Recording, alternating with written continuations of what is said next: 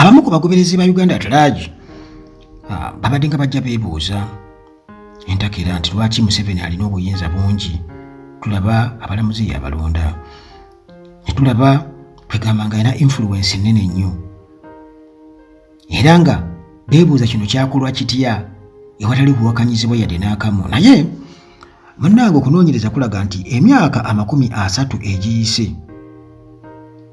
Uganda Law Society oba ULS bano baakiraga eri bannayuganda bonna nti baali bakoze memorandum gye baali basindikidde Constituent Assembly CA gye baali bakwasiza omulimu okukola Constitution ey'Ol1995. Kale bwe batyo aba Uganda Law Society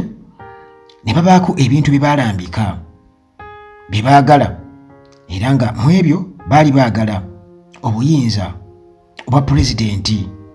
okubeera nti yalonda abantu mu key positions mu government wamu ne musiga eddamuzi bukendeezebwe. Era nga bano basajja battu ne bakazi battu aba Uganda Law Society mu memo gye baawaayo bwe batyo baasaba nti pulezidenti bw'aba waakulonda ofiisa yenna kirina kubeera nga kiyise mu kuwabulwa oba guidance oba okukakasibwa clearance eri ako akakiiko oba relevant subcommittee eya parliament. Munnange dokumenti eno, ekiwandiiko kino tekyali kyakyama, era bwe kityo baakyanjula eri general public. Yali press conference mu kiseera ekyo Uganda Law Society president eyali ayitibwa Solomon Bosa gye yayanjula obulungi September 16, 1994 wano mu Kampala. Era nga gwe bino byolaba nti nno president bw'alonda ba ministers, ba cabinet ministers, parliament emala kuba approvinga guno mulimu gwa memo y'abano nti akatonde ke basobola okubeera nga bafunako mu bibakkiriza nti ekyo kyayita. Kati dokumenti eno era yayongera okubeera nga eraga Uganda Law Society nti yo yali ekiraba nti mu ssemateeka kyali badde kiri nti ababaka aba parliament baali badde tebaweebwa ate bifo okuba minisita, era nga bo bagamba nti omuntu bw'abeera alondeddwa nga minisita kiba kitegeeza nti ate ekifo kye mu parliament ng'omubaka akiikirira abantu akiveemu. Nga bagamba nti bamemba ba parliament balina okubeera ba ministers. Tukasaba kulonda okubeera minister. Once appointed minister, a member of parliament should resign their seat in the parliament. Document nga bwetyo bwegamba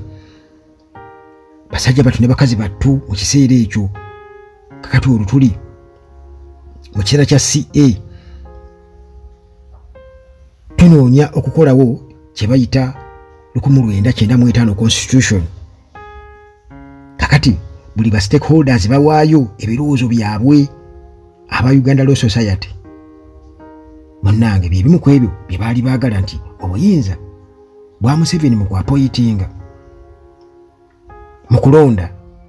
nga bw'okiraba kati mukwano gwange omuki yali ambuuza abantu kye bazze nga beebuuza wano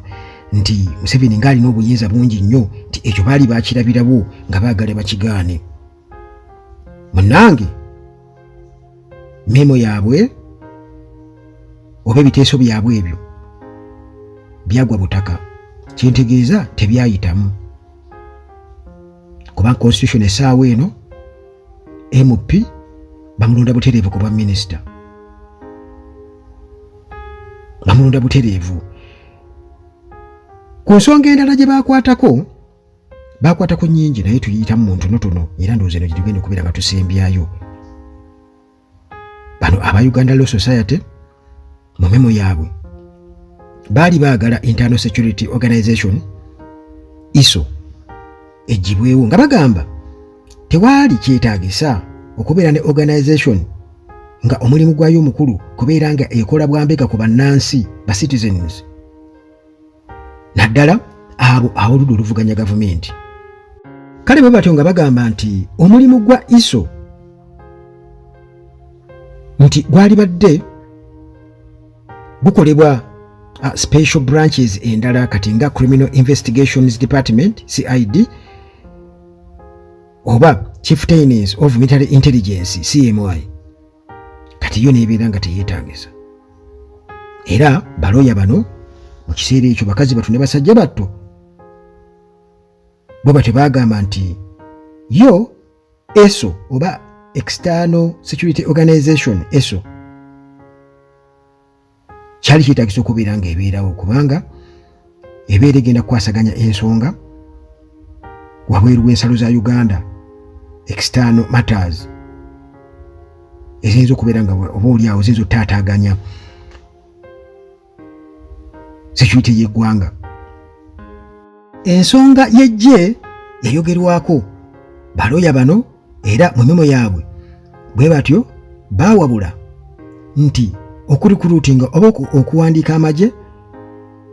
n'okugatendeka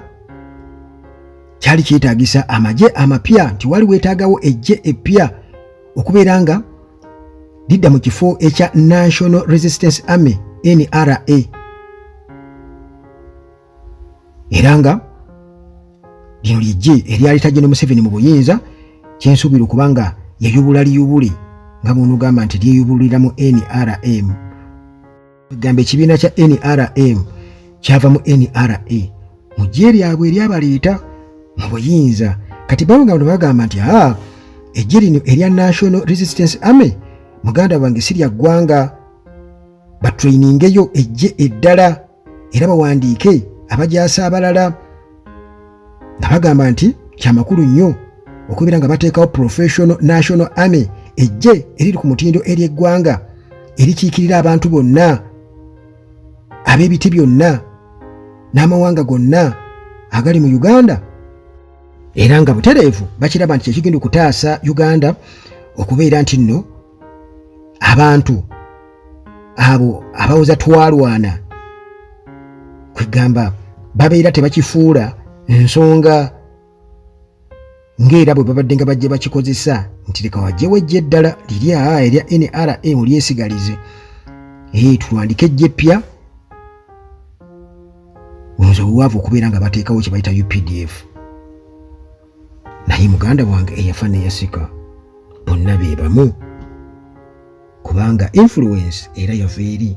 kyo ne bakisigaliza NRA NRM kakati olwo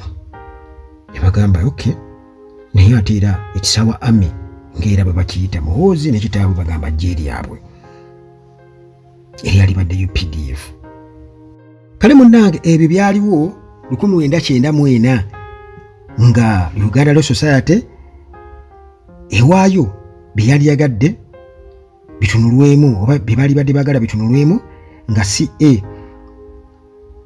ekola constitution ey'olukumi yatongozebwa mu mwaka ogw'1995 nga baagala ebyo nga aba Uganda Law Society nabyo bitunulwe ng'ensonga aba bitunulwemu ng'ensonga enkulu zalina ku mwezi nga 16 nkugambye Septemba 1994 eyali president wa Uganda Law Society Solome Bosa yabyanja eri general public yali press conference n'abisoma ensi yonna n'ebitegeera ewataliiwo munnange oba kubeera nti nno tuwulira buwulizi nti twawulira memo mwagiwaayo nammwe temwagezaako kubeera nga mulwanirira eggwanga lino baagezaako naye byonna General Museveni n'akakundi ke baabikuba ne babigaana kubanga baali baagala obuyinza busigale mu mikono gyabwe ate kati ekintu kye batolokeko be balina okusalawo omulamuzi balina okutambulira ku remote abalamuzi bano kitegeera empya aveeno atali bamufuula minisita ejje balyagala emikono gyabwe n'ebirala bingi nnyo bye baagezako kubeera nga bawakanya naye muganda wange byonna byagwa butaka.